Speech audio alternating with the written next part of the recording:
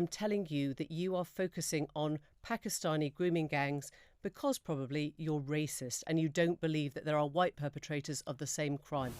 Look, I know a journalist's job is to play devil's advocate and to ask difficult questions, but Emily Maitlis's line of attack when speaking to Rupert Lowe in this interview is so rude and shows so much contempt for the victims of Pakistani rape gangs. Listen to this interview. Talk about grooming gangs. You've launched your own inquiry. Alexis J, who, as you know, spent 7 years on a child abuse probe, says she's very unhappy with the politicisation of child sexual exploitation done, in her words, a very uninformed way. She's talking about you. Well, she's welcome to her own opinion, as is everybody. I believe in a Britain where everybody should be able to express exactly what they want to. Why is it funny to politicise child exploitation? I don't have any problem. I said she's welcome to her own opinion. But why is it funny? But it's not funny. I mean, He never said it was funny. That she's just putting words in his mouth there and making him look like he's someone who laughs about abuse of children when he hasn't said it was funny. My driver for the rape gang inquiry is that, having looked into it, and it's something which I think a lot of people in this country probably were blissfully unaware of. No, I don't think they were. So, Andrew Norfolk, that's who's your the Times opinion. That's your opinion. But I have picked up the mantle. And as you know, I don't call them grooming gangs. I call it Pakistani rape gangs, because 95% of these people are Pakistanis, and very often from a particular part of Pakistan. That's absolutely not true. So it is true. It is true. Emily. But anyway, no. let's from 2023. No, I'm going to tell you this. Let's park that. 224 white grooming gang suspects were found compared to 22 Pakistani suspects. Why do you only talk about the Pakistani grooming gangs? That's police statistics from the Times. I've now got on my police statistics from the Times. If you look at my Look, there are various different stats, but that sounds to me like a very, very cherry-picked statistic. We know that Pakistani Muslim men are massively overrepresented in the data, and when you see stats on just what she's probably taken there is a stat just about child sexual exploitation in general, in which, yes, white people are going to be the majority of the perpetrators, but when we're specifically talking about on-street grooming of the specific type that we have seen in the, these horrible, systematic, organized trafficking gangs, it is predominantly, or at least massively overrepresented in the data compared to their proportion of the population, Pakistani Muslim men committing these crimes. This woman, Emily Maitlis, is living on another planet. Gang inquiry, which you asked me about. No, I didn't. I asked you why you're insisting on politicising child exploitation. 20,000 people have donated about £620,000 now. That shows you the depth of feeling and concern amongst British people. Doesn't it show you should be ashamed that you are making money off a re-exploitation I'm not. I've given money. This I've given money. I'm not making. This woman is insane. She is just making accusations out of nowhere. First, she pretended as though he was laughing and making a joke about child sexual exploitation, which he literally wasn't. She just made that up out of nowhere. Now, out of nowhere, she said, oh, you're making money out of it. Like, hello? It is a fundraiser to raise money for an inquiry. You think that's going into Rupert Lowe's pocket and making him money? Obviously, it's not. Do you understand how a fundraiser for a specific cause works? Of course she does. But she's just saying this to try and make him look like a horrible human being when he's not. I've given money to it.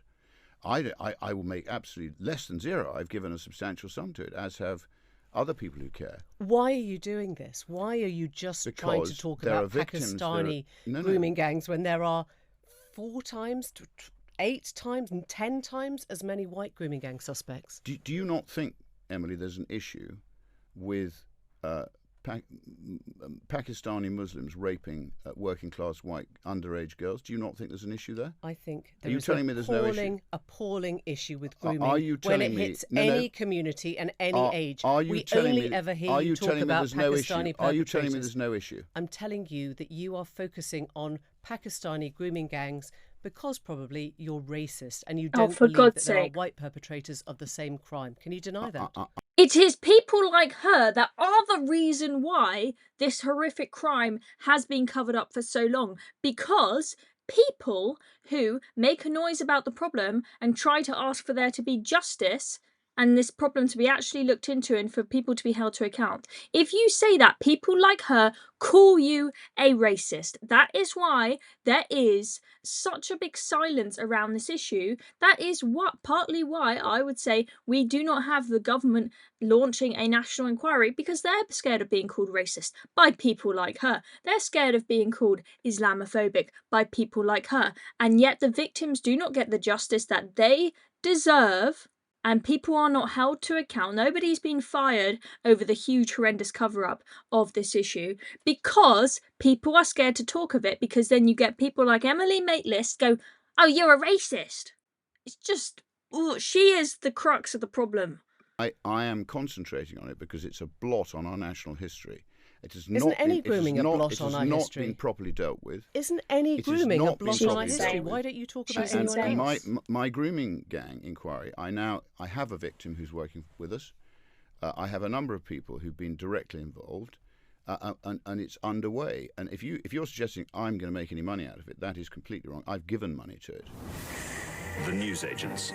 This is a global. That is just genuinely shocking, the way that she interviewed Rupert Lowe there. Now, whatever you think of how effective his inquiry that he's doing, that, you know, doesn't have statutory powers, doesn't have as much money and whatnot as a national inquiry will be, whatever you think of how successful that inquiry is going to be, I think we can all sit down and agree. And, you know, regardless of what you think of Rupert Lowe, with whether he did any wrong with regards to him being kicked out of the Reform Party, I think we can all sit down here and agree that Emily Maitlis was in the wrong in that interview. The way that she attacked him and pretended like he is some horrible racist bigot for trying to address the fact that Pakistani Muslim men are massively overrepresented in the data, and that it is specifically when those types of men committed these crimes that a blind eye was turned, victims suffered abuse and abuse for years and years, and nobody listened to them, right? Though that silence, okay, that culture of silence, anyone trying to look into that culture of silence and say we need to do something about this and we need to hold people to account, has people like Emily Maitlis just being, I think she was horrible to him, to be honest. I would say she was horrible to him, completely unprofessional, and you know, she just stands there, points the finger and says, oh, you're a horrible racist bigot. That's the only reason why you're talking about Pakistani gangs rather than just talking about gangs of any colour. It is just unbelievable, and the left, they just have their head in the sand about this issue, as they have done for many years. And today is the day that we're hearing in the news that, very sadly, Andrew Norfolk, who you heard her mention briefly in that interview, has sadly died, age only 60. He's been suffering with ill health over the past year. And collapsed during a medical appointment. He's sadly no longer with us, and this guy, you know, that we really do need to take a moment to just recognise the incredible work that he did back in 2011 at the Times. He was the first journalist to really uncover this issue, and then of course this year we have seen a renewed focus on this issue. Very sadly, he will not live to see the day that we have a national inquiry on this issue, which I'm sure he would have hoped for, but I'm sure he'll have been happy to have seen this renewed focus on the issue and feeling like things are maybe heading in the right direction, and maybe, you know, one day we're going to end up with that inquiry because of the renewed focus. But, you know, people like Andrew Norfolk had, you know, they suffered so much abuse, so much abuse for trying to uncover this issue, and it is when you have people like Emily Maitlis. I'm not saying she's the one who is attacking him, I'm just saying she represents a bigger problem, which is people on the left and from specific groups constantly saying that it's racist to bring up this issue. Poor Andrew Norfolk, you know, he put his life on the line to expose this issue, but he did it. He knew it was what needed to be done. And when politicians talk about this today, whether it's Rupert Lowe or whoever else it is, right, I'm happy to hear them talking about it. I don't go, oh, how dare they politicize the issue? How dare they talk about it? I'm glad that someone wants to do something about this issue. And I think if if you do nothing about the issue, they say it's a cover-up and you're ignoring it, right? But then you try and do something about the issue as a politician and you get told you're politicizing the issue. It's like you just cannot win. And, you know, if we don't have politicians that have the guts, politicians and journalists that have the guts to stand up and ignore people like Emily Maitlis saying things like that, this issue is never going to be dealt with, and there's never going to be justice, and there's never going to be a proper national inquiry, and people are never going to be held into account. We know that these grooming gangs, they are not a thing of the past, they are still very much ongoing today. More and more young white British girls are going to be raped and abused if this culture of silence continues. Anyway, that's the latest. I'm Chloe Dobbs. Thank you for watching this video. Subscribe to Reasoned if you've not already for more videos like this.